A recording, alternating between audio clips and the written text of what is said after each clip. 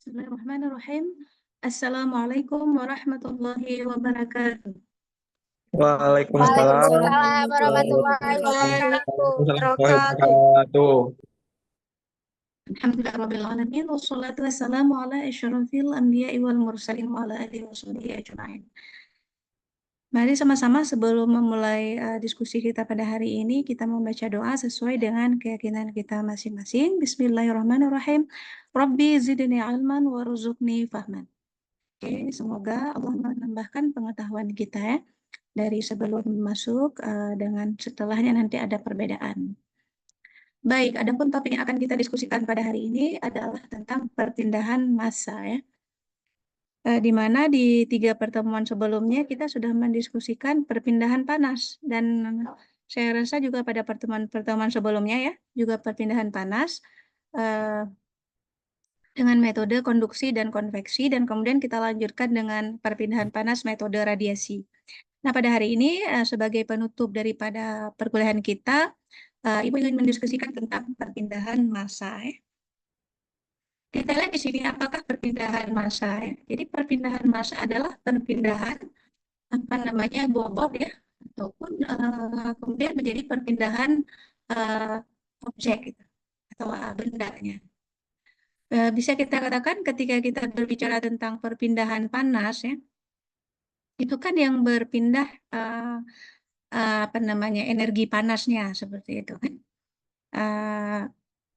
Nah, sekarang kita lanjutkan dengan membicarakan perpindahan daripada bendanya atau massa. Nah, perpindahan massa ini dapat terjadi antara dua fasa, yaitu apabila dia berfasa gas dan apabila dia berfasa cair. Kita ketahui kalau benda itu kan berada dalam 3 fasa. Fasa gas, cair, dan padat ya. Jadi ada 3 fasa, ada 3 wujud, wujud benda.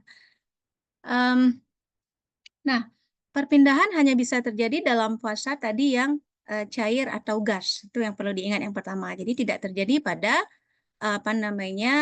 benda yang padat. Itu hukum alamnya seperti itu ya. Kemudian bagaimana bisa terjadi perpindahan massa kemudian yang dari fasa gas ataupun fasa cair tadi ya? Dia butuh kepada satu perbedaan. Jadi memang kalau tidak ada perbedaan nggak bisa berpindah. Jadi butuh perbedaan, atau istilah kita kan delta. Ada perbedaan, maka bisa terjadi perpindahan atau transfer ya. Nah, bagaimana perpindahan itu terjadi? Dari arah yang konsentrasi lebih tinggi ya ke yang konsentrasi lebih rendah. Nah, jadi konsentrasi C yang lebih tinggi ya, menuju ke konsentrasi yang lebih rendah. Nah, itu arah dari perpindahan massa. Jadi seperti itu. Jadi kalau ada dua kolom ya, 2 kolom A dan B. Misalnya kita buat di sini kolom, ada bola lah gini ya. Kita hubungkan nih, terus di bawahnya ada kolom gitu ya. Nah, di sini kita katakanlah ada A, ini ada B.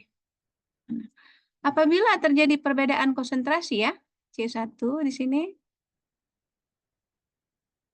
kemudian di sini C2, konsentrasi 2. Kalau konsentrasinya sama, itu tidak akan terjadi perpindahan.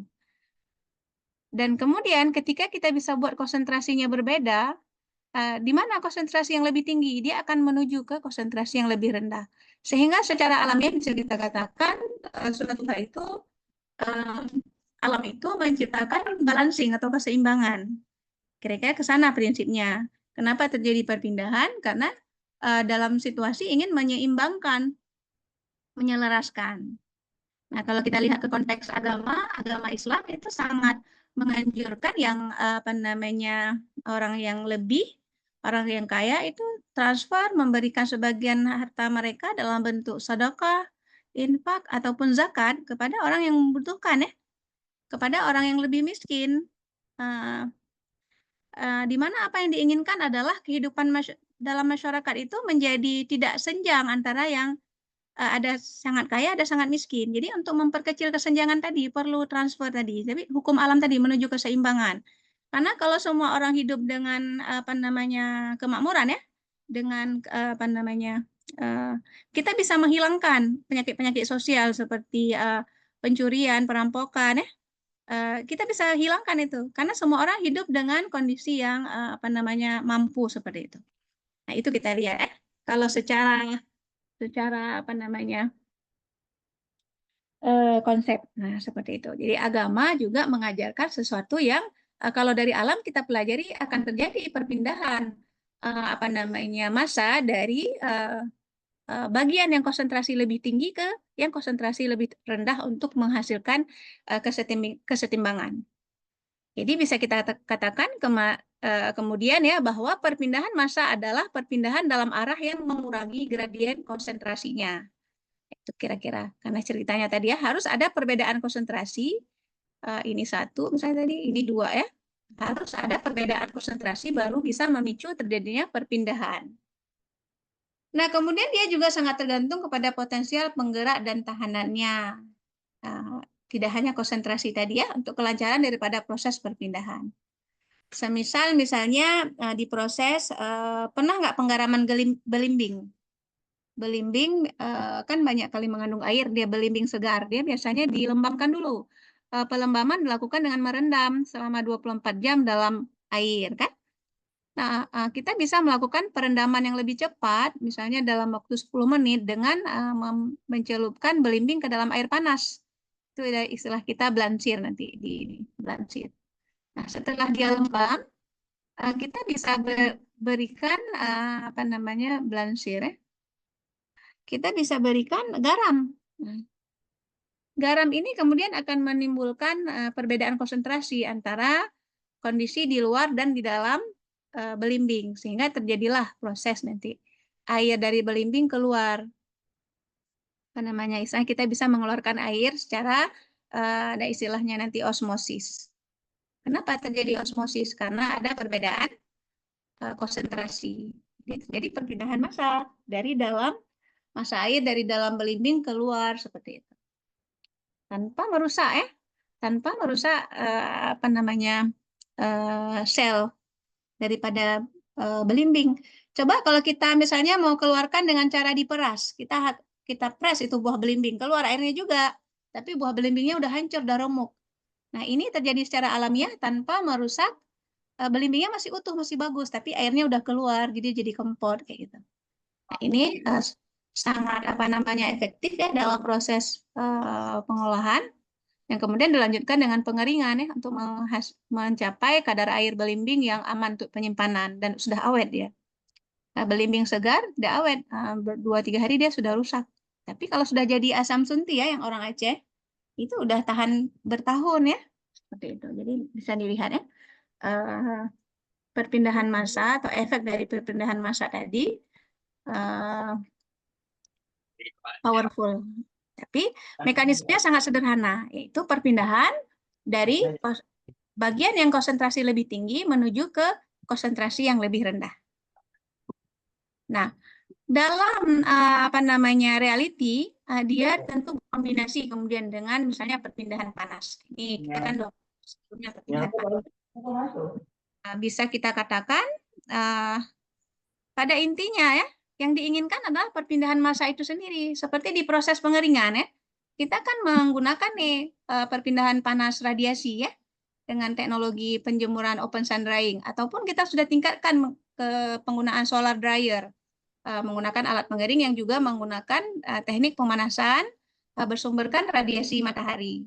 Nah, tujuan utama yang ingin dicapai kan terjadi perpindahan massa. Kalau pada pengeringan, perpindahan massa air dari bahan keluar bahan ya, supaya bahan itu menjadi rendah kadar airnya. Berarti sebagian massa air yang di dalam bahan segar kan dibuang, sehingga dia menjadi bahan yang kering, dan bahan kering ini kemudian menjadi awet untuk penyimpanan. Kira-kira seperti itu.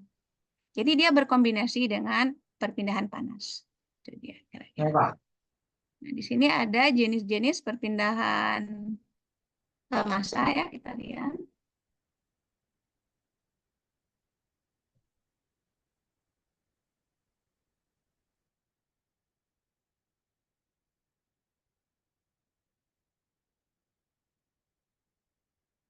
Yang pertama absorpsi gas ya. Absorpsi gas. Kalau dari kata absorpsi ini penyerapan gas.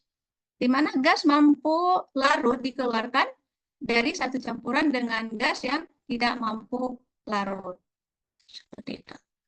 Jadi disebut dengan absorpsi gas. Jadi mengambil gas ya dari satu campuran menggunakan gas lain ya yang tidak mampu larut. Jadi ada penyerapnya, ada agen ataupun gas tadi yang punya karakteristik dia tidak mampu larut, tapi dia bisa mengambil gas yang satunya yang bersifat mampu larut. Kemudian ada adsorpsi, yaitu suatu fase cair dipindahkan ke permukaan oleh satu adsorben padat. Jadi dalam hal ini karena kita menggunakan adsorben ya, adsorben, maka disebut prosesnya adsorpsi, di mana fase cair dipindahkan ke permukaan. Artinya misalnya tadi ya dalam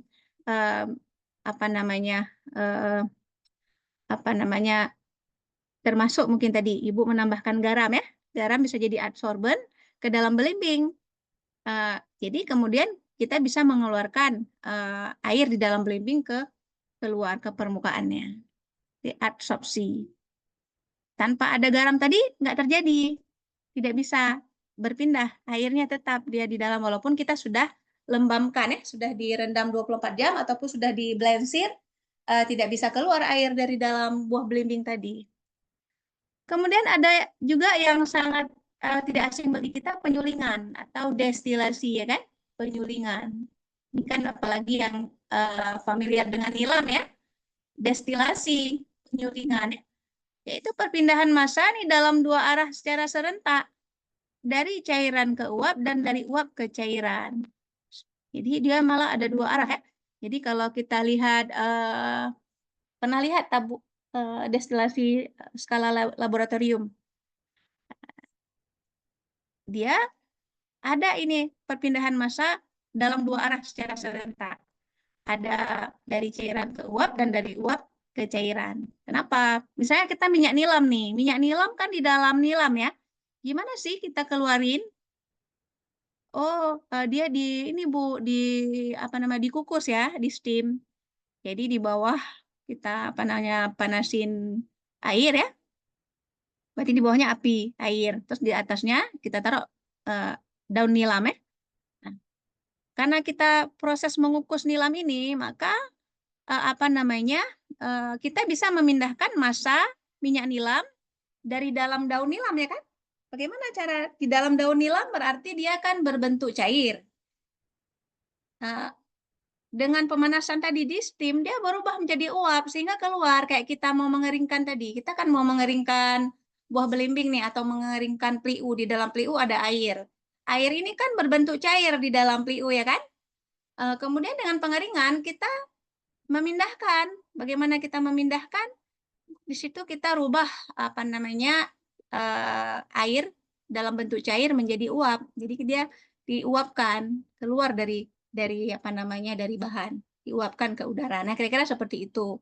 Nah, kalau di pengeringan perpindahan massanya satu arah, langsung dari cair tadi kan langsung jadi uap ke udara gitu kan. Dah kita nggak perlu menampung uap itu kan gitu. Nah, sementara dalam penyulingan minyak nilam yang udah kita uapkan keluar dari daun nilam ini ditampung, dialirkan dalam pipa khusus. Kemudian dia mengalami kondensasi sehingga uap minyak nilam tadi berubah kembali menjadi cairan minyak nilam dan inilah yang ditampung, ditampung sebagai hasil daripada penyulingan. Nampak ya? Terjadi dua perpindahan massa dalam dua arah secara terentak. Arah yang pertama dari cair menjadi uap, kemudian arah yang kedua dari uap dikembalikan ke cairan. Bedanya cairan yang pertama tadi kan berada dalam daun nilam. Nah, cairan kedua sudah berada dalam botol yang kita tampung. Nah, hasil daripada proses. Nah, ini dia. Kalau anak bisa ingat kan mudah sekali ya. Nggak perlu dicatat-catat ya, Ibu rasa kan? Ingat pada pengeringan hanya terjadi perpindahan massa dalam satu arah karena kita tidak memanen uap airnya. Sebaliknya pada penyulingan kita melakukan perpindahan massa dalam dua arah secara serentak karena kita memindahkan cairan ke cairan, sebenarnya mengambil cairan itu lagi ya. Tapi dalam prosesnya kita merubah dulu pada arah pertama cairan ke uap, kemudian dilanjutkan dengan merubah lagi uap tadi menjadi cairan seperti itu. Kira-kira ya, mudah dipahami. Oke, berarti pada penyulingan juga terjadi perpindahan massa, malah sangat unik, di mana dia terjadi dalam dua arah secara serentak. Kemudian selanjutnya ada ekstraksi cair, ekstraksi padat. Jadi ekstraksi dibagi dua, ada cair dan ada padat. Bagaimana nih ekstraksi? Ekstraksi ini adalah kita mengambil satu komponen dari satu senyawa, dari satu bahan. Katakanlah misalnya contohnya, Ibu contohkan kelapa ya dikukur ya. Kelapa kita kukur. Biasa kita mengambil apa di dalam tuh? Di dalam kelapa yang kita kukur. Apa yang mau diambil?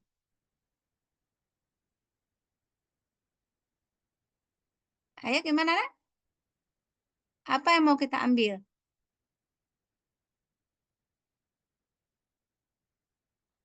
Kelapa. Kelapa dikukur. Apa yang mau diambil di dalamnya? Santannya. Santannya. Bagaimana caranya? Itu disebut dengan ekstraksi. Oke? Ekstraksi berarti itu adalah ekstraksi padat. Kan daging buah kelapa kita anggap padat. Nah, kita menambahkan air ke dalamnya, yaitu komponen yang mampu larut. Air adalah pelarut. Air itu pelarut. Pelarut nomor satu lah air, gitu ya. Jadi kita menambahkan air ke dalam kelapa. Kenapa harus diparut dulu, Bu? Karena kalau nggak kita parut, airnya tidak bisa kontak dengan banyak bagian daripada kelapa. Jadi kita perkecil ukurannya. Kita parut dulu. Supaya dalam prosesnya dia bisa mengekstraksi santan di dalam kelapa tersebut. Kira-kira gitu ya. Kalau misalnya tanpa dikukur sulit mengeluarkan santannya. Dengan diperkecil ukuran, maka dia bisa punya permukaan kontak yang besar dengan pelarut air, sehingga melarutlah santan itu ke dalam air. Jadi memang santan itu setelah kita peras kelapa tadi perlu juga gerakan-gerakan misalnya meremasnya. Zaman sekarang ya biasanya ibu kalau kan nggak sanggup tuh kita remas dengan tangan, kita masukkan aja ke dalam blender, kita kasih air, kita putar dengan blender, jadi ada kekuatan dengan blender tadi, kemudian baru kita peras, kita bisa mengeluarkan. Nah yang keluar itu adalah campuran air dan santan. Makanya nanti kalau kita mau santannya kental, itu kita bisa diamkan, kita akan lihat terjadi pemisahan antara air dan santan murninya karena perbedaan berat jenis, ya kan? Sehingga kita bisa dapatkan santan murninya tadi dari padatan kelapa. Itu disebut dengan ekstraksi padat. Nah, ada juga model ekstraksi cair, yaitu perpindahan unsur dari fase cair ke fase cair lainnya. Kalau tadi kelapa kan tadi bahannya padat, maka disebut dengan ekstraksi padat. Memungkinkan juga kita melakukan ekstraksi cair, memindahkan unsur fase cair ke fase cair yang lainnya. Jadi kalau bentuk utamanya cairan juga, lalu diambil apa gitu ya. Tapi Ibu, ini nggak ingat nih apa contoh ekstraksi cair ya. Apa misalnya kita ekstrak jeruk mungkin bisa termasuk ya. Sari jeruk ya. Dari perasan air jeruk diambil. Ibu nggak ingat nih contohnya, nanti boleh dicari. Contoh ekstraksi cair ya. Oke. Jadi mudah-mudahan diingat oleh semua ya. Apa sih jenis perpindahan massa tadi? Oh, ada absorpsi gas, ada adsorpsi, ada penyulingan, ada ekstraksi. Di mana ekstraksi ada dua jenis, ada ekstraksi cair dan ada ekstraksi yang padat. Kita lihat di sini selanjutnya ada perpindahan massa secara difusi molekuler ya. Difusi. Apa Syaratnya perpindahan massa secara difusi molekuler. Yang pertama adalah terjadi pada fluida yang tidak bergerak. Fluidanya itu fluida kan bisa bersifat bergerak, bisa tidak bergerak. Nah, syaratnya yang pertama adalah fluidanya tidak bergerak. Nah, kalaupun pada fluida yang bergerak, bergeraknya itu secara laminar. Lawan laminar adalah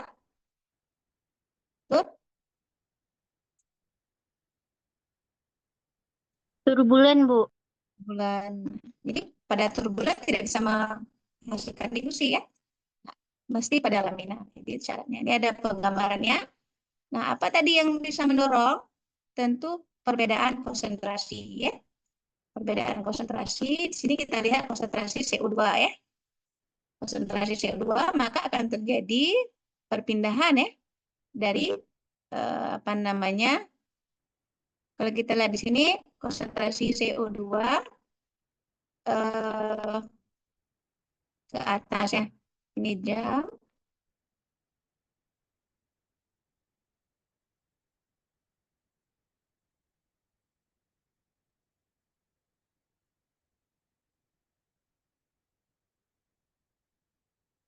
Nah, di sini di sumbu ini kan waktu.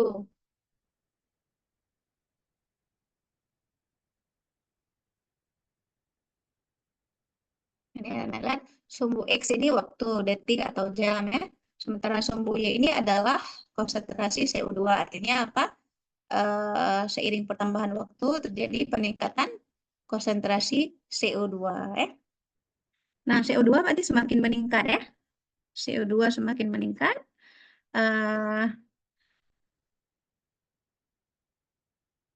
Apa namanya? Kalau di sini N2 ya, di sini CO2. Nah, kita meletakkan apa namanya? Penghubung ya tadi misalnya. Penghubung, maka kondisinya kalau konsentrasi CO2 di sini sudah apa namanya? Tinggi, dia akan berpindah ke kolom N2 ya, konsentrasinya.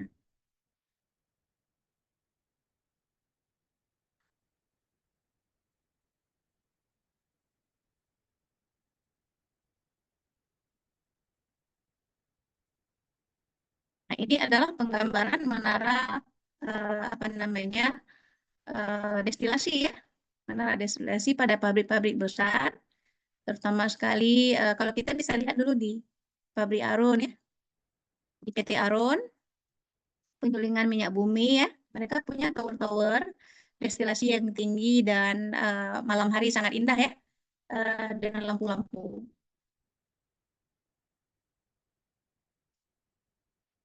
Nah, sekarang coba kita lihat bersama bagaimana sih persamaannya ya.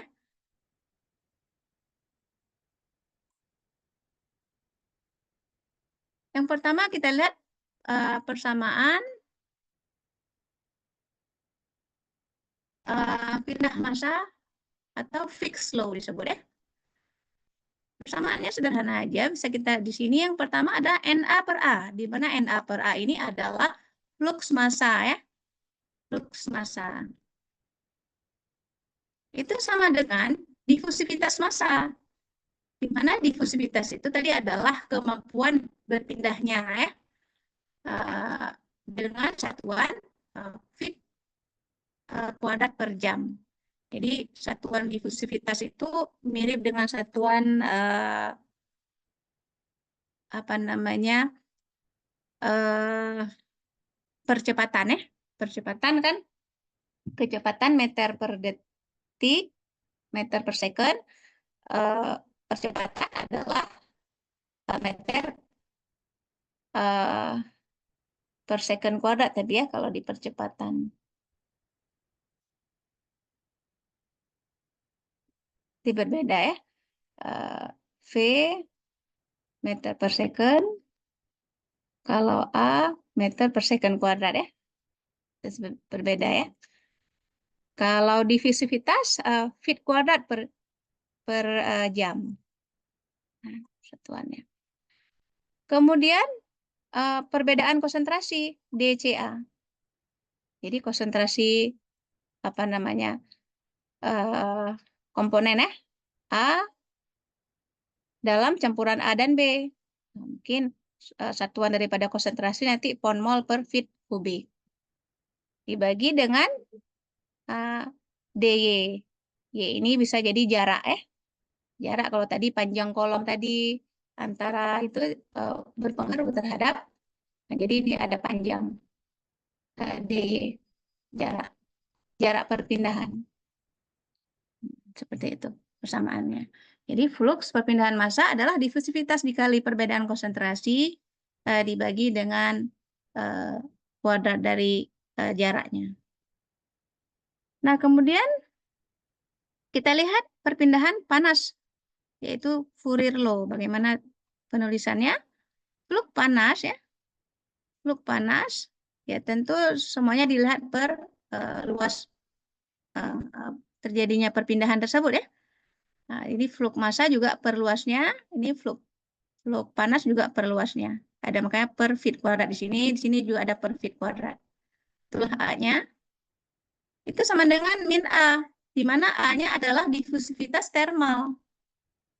Lihat di sini satuan difusivitas termal sama dengan difusivitas massa. Itu persamaan yang pertama ya. Ini DY sama dengan min A. Dari perbedaan, di sini kita lihat CP rho T. CP adalah kapasitas panas daripada benda, rho adalah kerapatannya atau panas jenisnya, dan T adalah suhu. Jadi CP rho T, atau nanti CP dan rho misalnya tetap, yang berubah adalah DT di sini. Dipindah panas DT. Kalau dipindah massa tadi kan perbedaan konsentrasi. Kalau di perpindahan panas, perbedaan suhu per DY. Di sini Y-nya nggak kuadrat ya.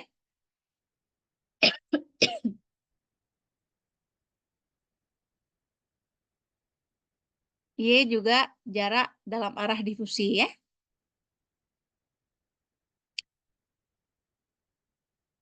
Nah, satu lagi kita lihat persamaan perpindahan momentum.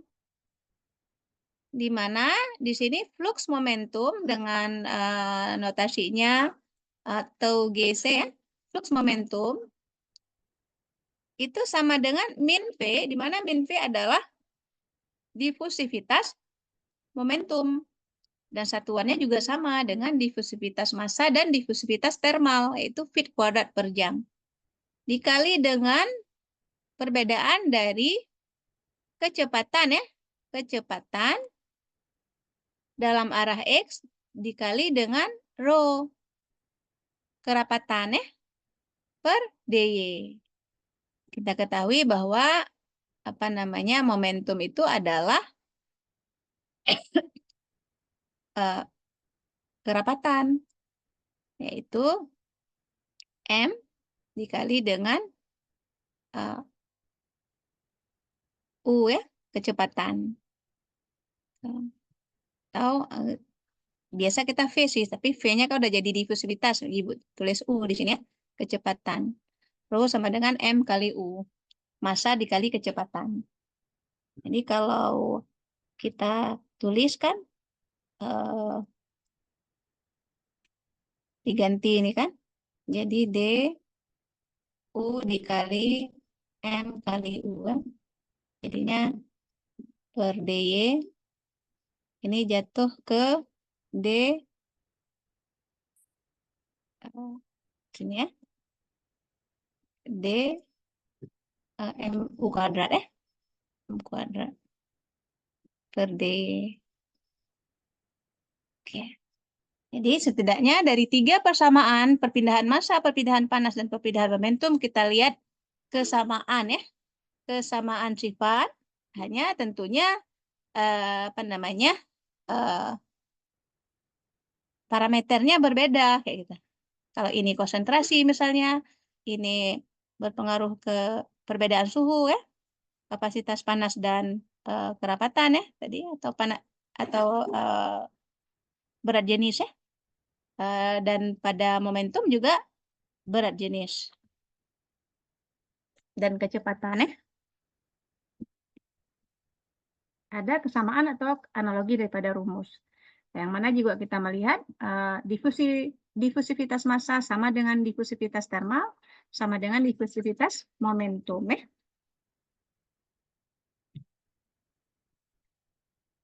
Kemudian difusi ini bisa kita lihat modelnya. Yang pertama dalam model difusi lawan arah, equimolar dua gas, di mana penggambarannya bisa dilihat di sini.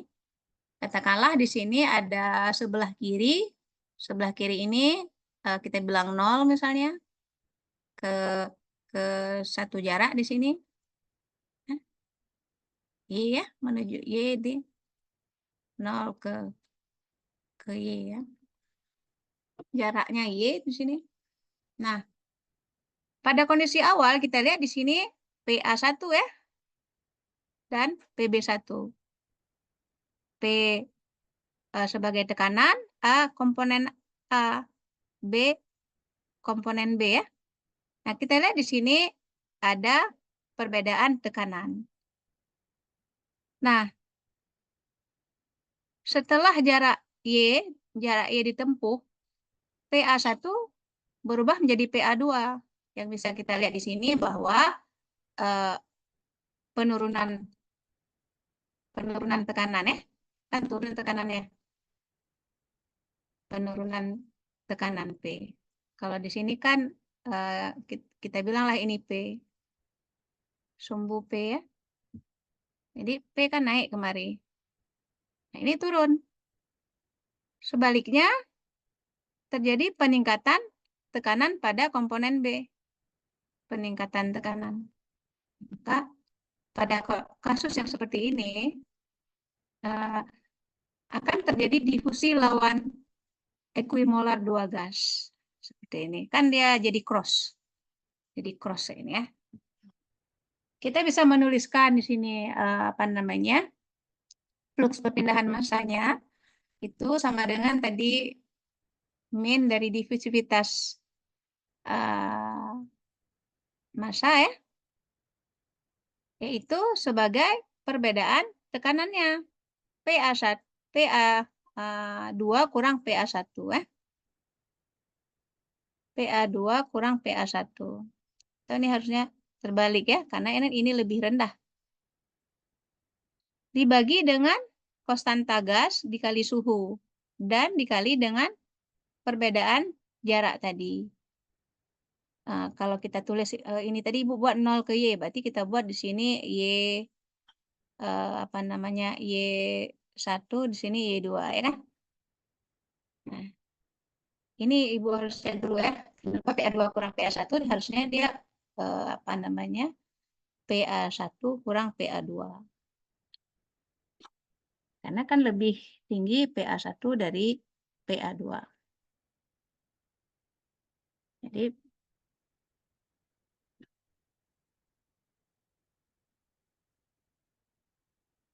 oke. P adalah tekanan parsial gas A ya. Atau di sini ditulis PA ya, tekanan parsial. Tekanan parsial. Oke, kita lanjut. Bisa juga terjadi model difusi melalui gas yang stasioner. Yang modelnya digambarkan seperti ini. Tadi sama ya, kalau ini kita buat jadi Y1, ini Y2. Yang kita buat 0 ke Y lagi. Nah, di sini kita lihat bahwa tekanan komponen B itu naik ya. Pada Y2. Sementara tekanan komponen A turun ya. Jadi dia tidak saling cross kan, tidak lawan arah. Nah, jadi masing-masing. Di sini kita lihat, kita bisa menuliskan bahwa fluks perpindahan massa A itu sama dengan min difusivitas massa dikali dengan tekanan ya. Tekanan total di seluruh gas ya. Tekanan total di P dikali dengan selisih PA2 dan PA1. Kemudian mungkin ini nggak ada masalah minus ya, karena di sini juga ada pengalih minus. Jadi nanti jadi plus. Jadi ini memang nggak apa-apa, terbalik dia ya. PA2 kurang PA1. hasilnya minus, dikali minus jadi plus. Kemudian ini kosanta gas tadi, ini suhu, dan ini ada PBM. Apa itu PBM? PBM ada di sini, tekanan parsial rata-rata logaritmik B, tidak ada rumusnya. Dikali dengan selisih jarak perpindahan. Nah, ini ada tabel difusivitas beberapa apa namanya senyawa ataupun sistem ya. Ini kalau sistem ada amonia dan udara, difusivitasnya 1,08 fit, berarti satuannya tadi fit kuadrat per jam ya. Satuan difusivitas tadi ingat, fit kuadrat per jam.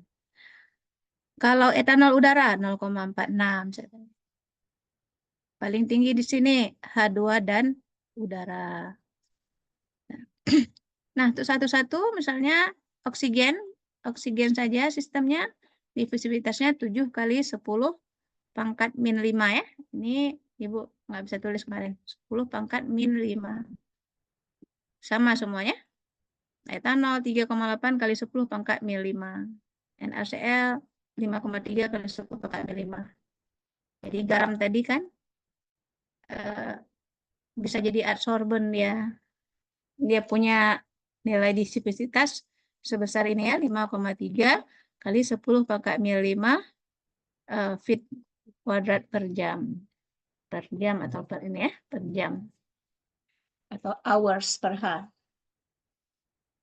Nah, tapi kalau ada data tabel diperhatikan juga, misalnya ini harus dengan bentuk gas dan suhu 77 derajat Fahrenheit serta tekanan 1 atm baru berlaku data-data yang di dalam tabel ini ya.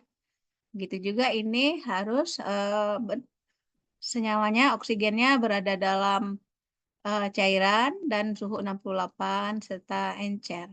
Kira-kira seperti itu. Ini syarat untuk nilai difusivitas yang tertera. Ini kita lihat sebuah soal untuk meningkatkan pemahaman kita. Hitunglah laju difusi uap air dari satu genangan air di dasar sebuah sumur. 20 feet ya, kedalaman sumurnya, ke udara kering yang mengalir melewati puncak sumur.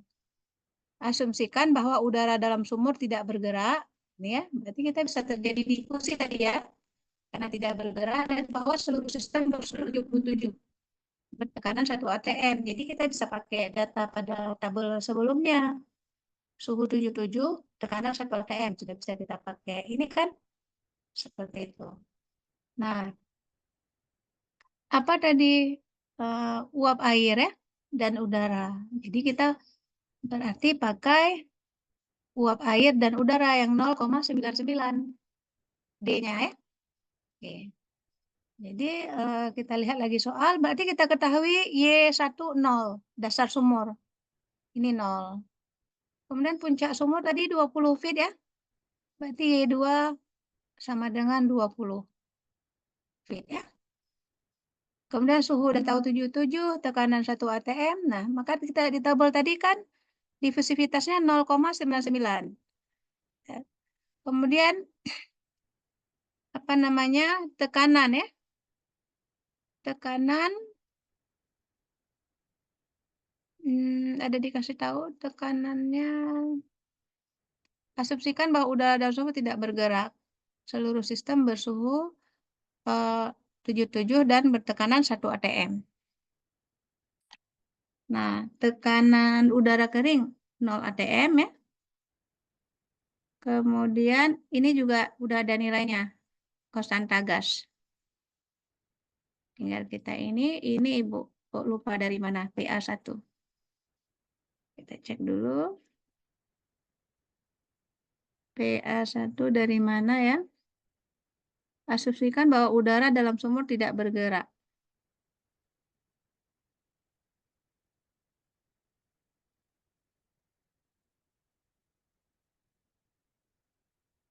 Ini ya, ini Ibu belum tahu ya dari mana, lupa Ibu. PA1-nya 0,031 atm. Oke, kalau semua sudah diketahui, kita bisa coba nih. Yang pertama adalah kita, oh ini, apa namanya, eh, tekanan total kan 1 atm ya, P 1 atm. Nih tekanan total nih, 1 atm. 1 atm. Terus tekanan udara kering 0 ya. Di soal tadi,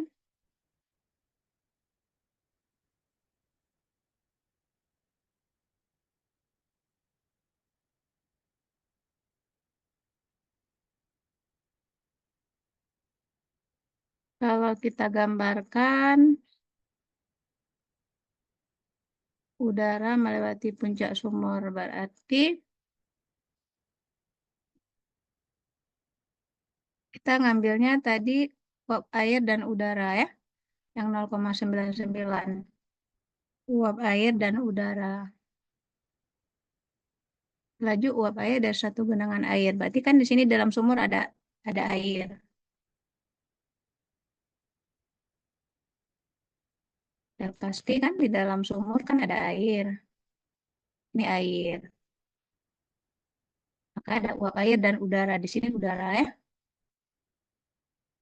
Bagaimana diskusi udara dari puncak air nih ya. Nah, dari sini ini udah udara juga di sini. Udara. Hmm. Jadi kalau kita PA1 A berarti udara. A udara, air yang B. Bentar ya. Nah, kita lihat di sini PB1. PB1 itu sama dengan P kurang PA1. Karena kalau kita gambarkan tadi kayak gini kan. Kayak gini. Ini Y1 kan, ini Y2. Berarti di sini kan ada P B1, ada P A1.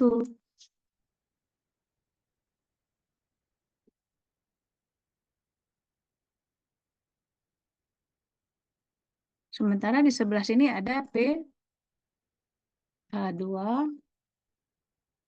P B2 ya. Katakanlah kita ambil tadi yang ini, yang model gini. Gitu sih. Nah, ada tekanan total. Maka kita lihat di sini dari mana nih rumus PB1 sama dengan P kurang PA1, dari bahwa tekanan total itu adalah P sama dengan PB PA1 tambah PB1 gitu ya. Itu rumusnya. Begitu juga dengan di PB2. P sama dengan PA2 tambah PB2. Jadi kalau kita udah tahu nih ya, harusnya mungkin diketahui ya di soal ya, PA1 itu 0,031 atm, PA2 0 atm, udara kering ya. Maka kita masukkan PB1 sama dengan P kurang PA1.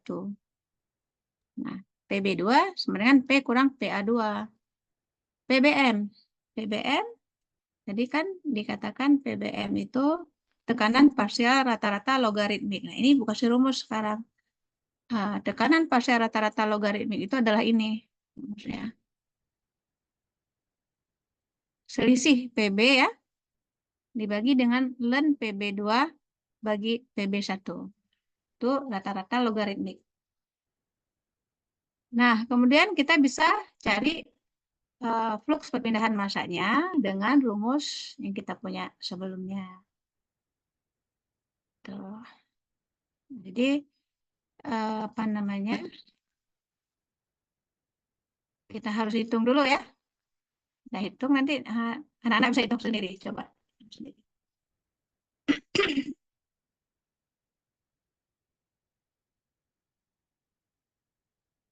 Ini tinggal masukkan PA1-nya 0,031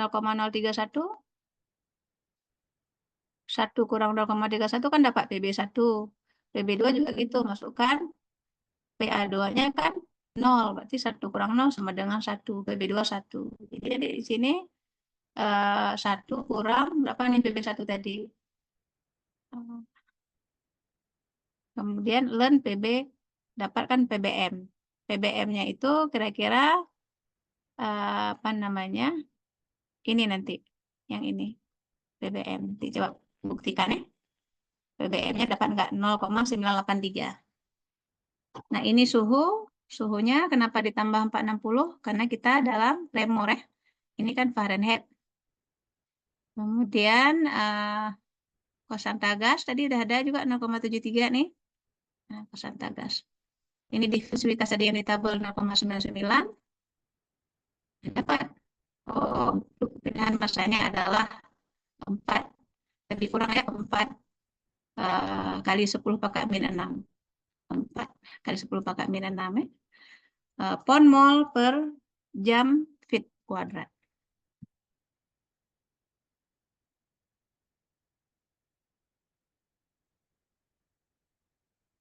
Nah, adapun pada apa namanya aliran yang turbulen bisa terjadi yang namanya perpindahan massa konveksi.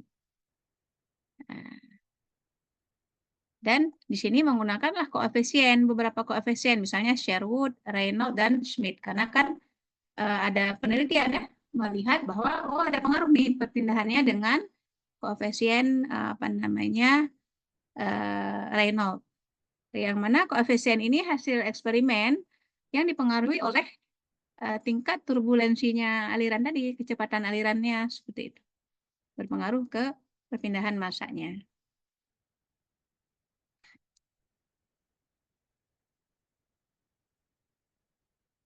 Nah, kemudian kita lihat di sini, kalau rumus yang kita punya sebelumnya yang kita pakai di soal yang barusan kan, perpindahan massa uap air ke udara.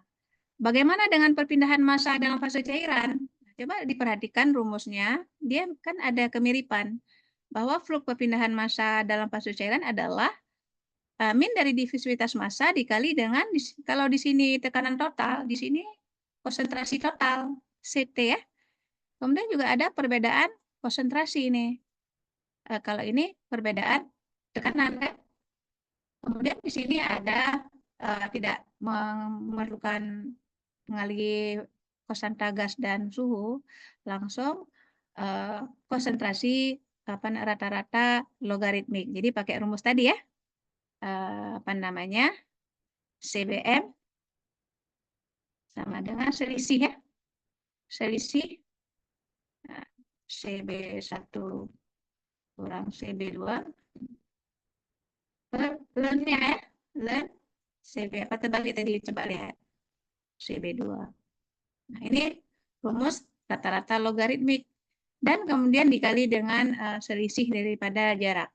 Jadi ada kemiripan ya rumusnya, perpindahan massa pada apa namanya dalam keadaan uap ke udara, uap air ke udara, berarti perpindahan massa gas di sini bisa kita bilang dan cairan, di mana pada gas dia berdasarkan gradien tekanan, sementara pada fase cairan berdasarkan gradien konsentrasi. Itu perbedaannya. Dan ada pada fase gas kita harus menginputkan konstanta gas dan suhu ya, dikalikan dengan suhu. Sementara pada fase massa yang fase cairan tadi kita tidak memerlukan parameter konstanta gas dan suhu. Jadi ada perbedaannya kayak lebih sederhana ya. Tapi bagian lainnya itu sama. Cuma kita tidak mengalihkan lagi dengan RT. Sampai di sini ada yang mau ditanyakan?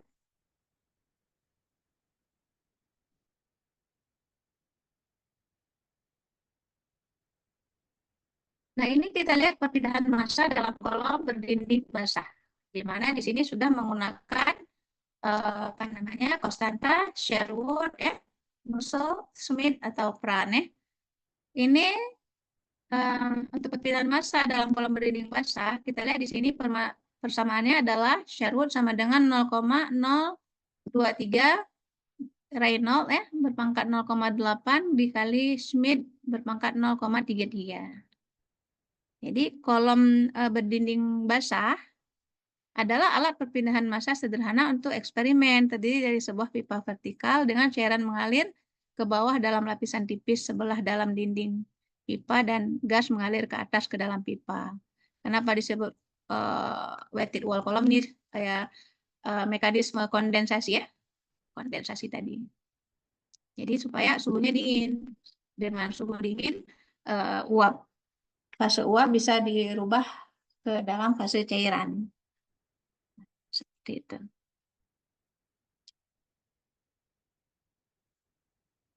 Nah, kemudian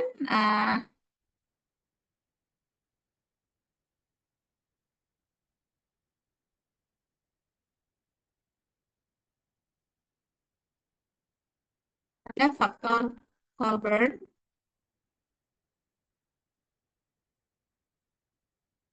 di mana Jm sama dengan 0,023 bilangan Raynaud berpangkat min 0,17.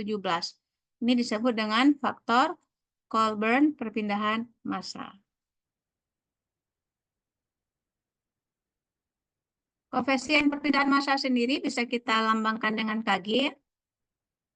Seperti di koefisien perpindahan panas radiasi juga ada kan koefisien perpindahan panas. Jadi koefisien perpindahan perpindahan massa dituliskan dengan di sini Hc ya per Cp kali Rho. Kapasitas panas dan kerapatan ini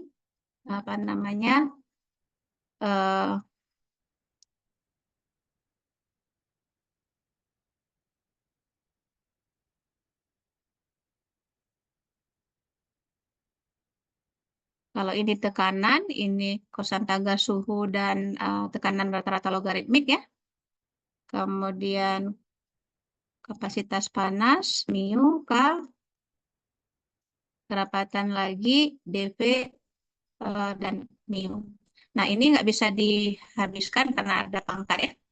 Pangkat yang berbeda, tapi masih bisa sih. Terus diselesaikan ya. Nah, khusus kalau nilai peran sama dengan Smith ya.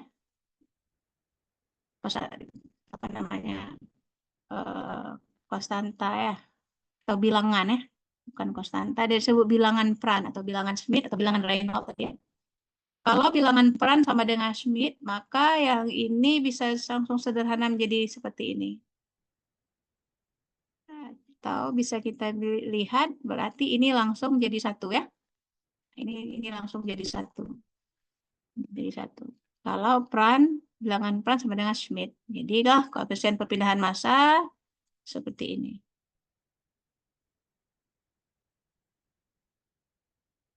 Nah, adapun perpindahan massa antar fasa itu diaplikasikan dalam industri ya.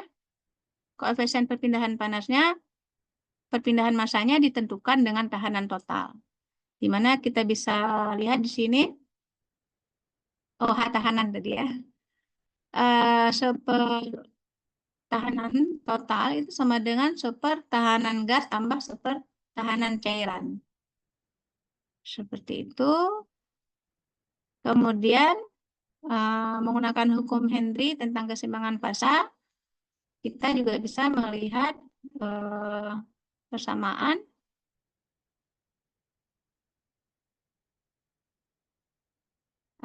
flux perpindahan massa Na sama dengan koefisien pindah massa dikali dengan selisih daripada tekanan ya. Nah, kemudian pada kondisi gas. Jadi K gas. Jadi koefisien perpindahan massa fase gas Kg. Ini gas. G ya. Sebaliknya pada posisi cairan ini KL. L-nya koefisien pindah massa liquid. Nah, itu dia. Nah, kita bisa membuat kemudian persamaan baru bahwa koefisien pindah panas liquid sama dengan konstan satu notasi M dikali dengan Kg. Ini kelipatannya. Konstanta atau koefisien pindah massa yang gas. Ini hukum Henry tentang keseimbangan fasa ya. Nah, perpindahan massa dan panas tentu terjadi secara serentak tadi ya. Contohnya pada operasi humidifikasi. Nah, humidifikasi adalah kita melembabkan ya, meningkatkan RH. Jadi misalnya keadaannya 60%. Ini terlalu kering, jadi kita tingkatkan ke 80%. Jadi disebut dengan humidifikasi. Nah, jadi ini membutuhkan perpindahan panas dan massa secara serentak. Nah, operasi perpindahan massa sendiri ya harus secara umum didahului oleh perpindahan panas. Kecuali tadi misalnya yang berbasis konsentrasi ya. Misalnya kita nambah garam tadi, nggak perlu suhu dia. Kita kasih penggaraman belimbing, kita bisa mengeluarkan air secara difusi molekular tadi tanpa ada apa namanya perpindahan panas. Tapi pada aksi-aksi yang lain seperti pengeringan ya, perpindahan panas massa dan panas terjadi secara serentak. Nah, contohnya pada humidifikasi kita ingin meningkatkan RH atau lawannya adalah dehumidifikasi. Kita ingin menurunkan RH. Oh, RH-nya terlalu tinggi di 80%. Kita mau turunkan di ke 50-40% biar pengeringannya lancar. Ruang pengering kita perlu yang dehumidifikasi. Seperti itu. Atau misalnya di kandang ayam ya, biar kotoran ayamnya cepat mengering. Kita dehumidifikasi, turunkan RH-nya biar terjadi pengeringan ya, kira-kira seperti itu. Nah, kita bisa juga menuliskan apa namanya persamaannya di sini, gabungkan terus. Ini fluks pindah panas, ini fluks pindah massa. Jadi kita bisa menggabungkan dengan satu kelipatan lambda M. Hubungan antara perpindahan panas dan massa tadi. Seperti itu. Nah, ini kalau kita kembangkan, kemudian bisa menjadi lebih spesifik seperti ini. Ini ada apa namanya perbedaan jarak perpindahan ya. Kalau ini ada perbedaan suhu. Ini suhu. Ini tahanan tadi, koefisien, tekanan ya, M, massanya.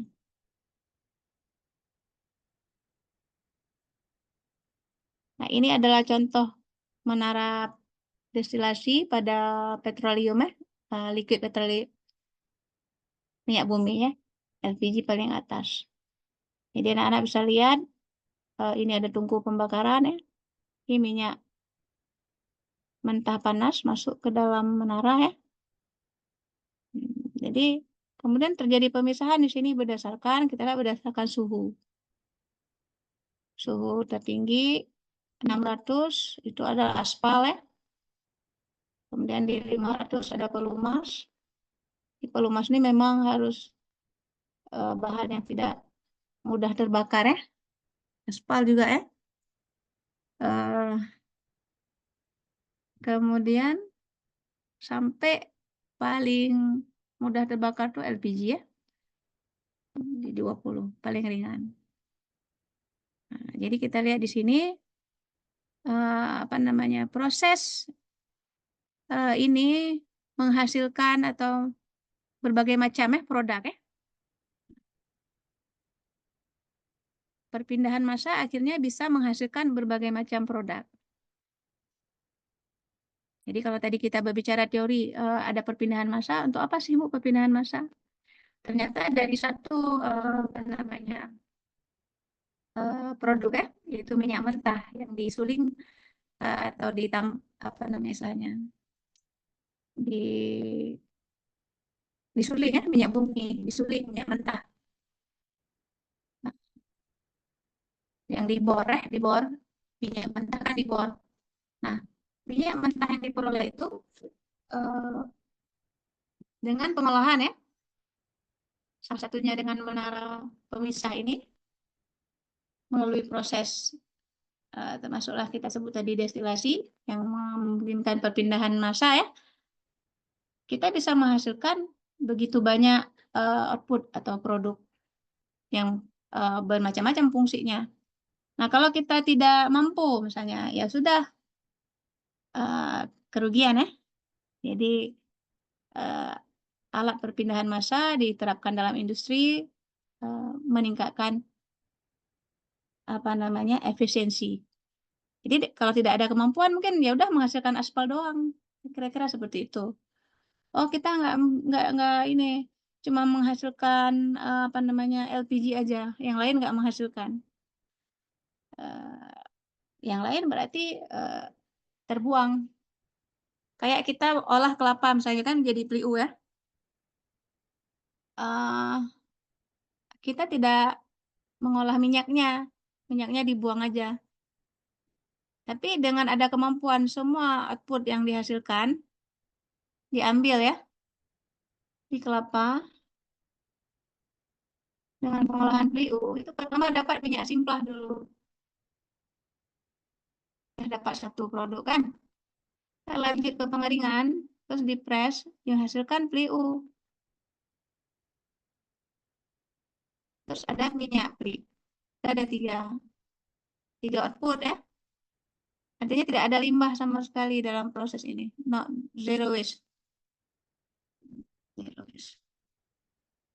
Ini namanya high efficiency. Nah, inilah maksud Ibu dengan alat perpindahan massa atau dari teori perpindahan massa kemudian bisa diterjemahkan menjadi alat ya yang diterapkan pada industri meningkatkan efisiensi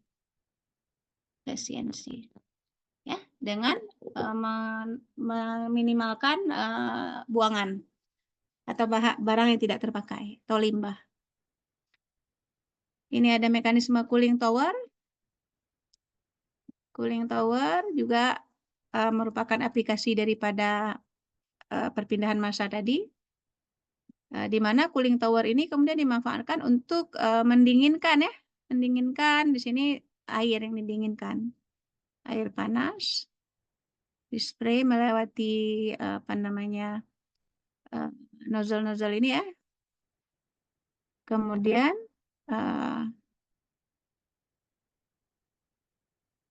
apa namanya bisa menjadi air dingin seperti itu. Ini air panas dimasukkan ke atas ya,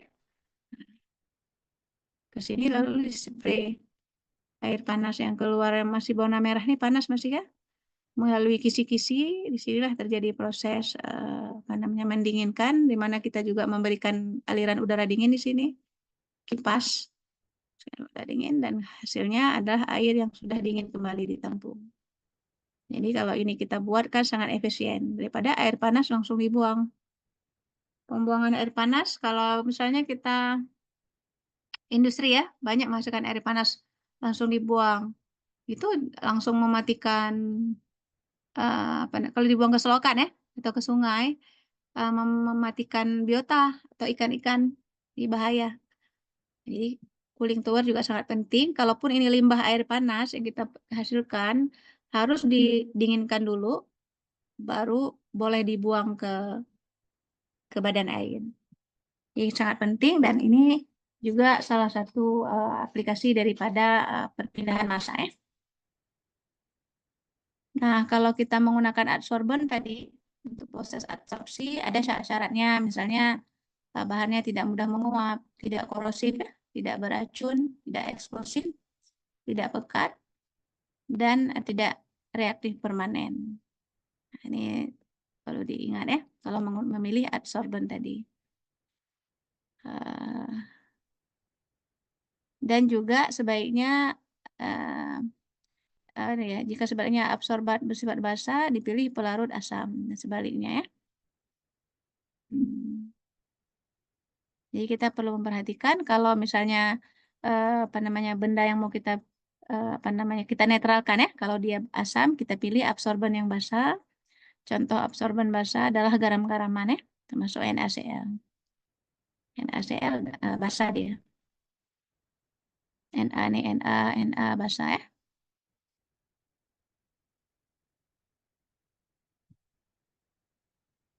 Nah, ini ada isian menara tadi, bentuk-bentuknya ya. Ada dark saddle, interlock saddle, Raschig ring, Pal ring, High Park ring, Nutter ring ya.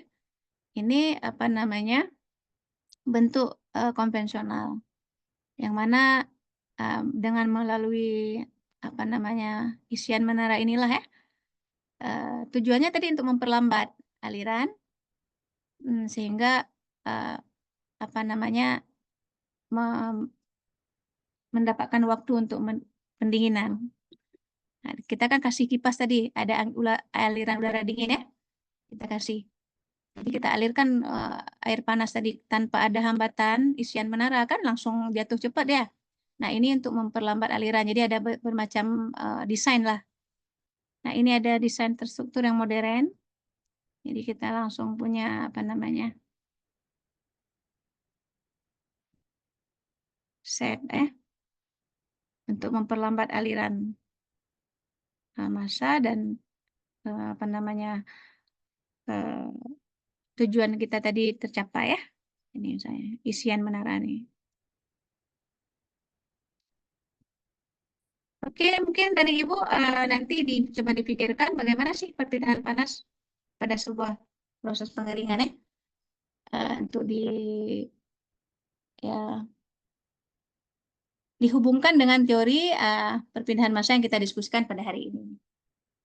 Baik, dari Ibu sekian. Kalau ada pertanyaan, Ibu persilakan.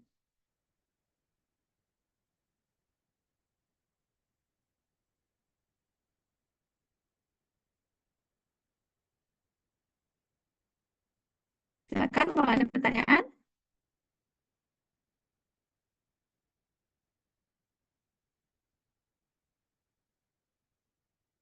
Baik, menunggu pertanyaan dan kita akan tutup juga dengan kuis Kahoot ya. Tapi Ibu stop dulu recordingnya ya.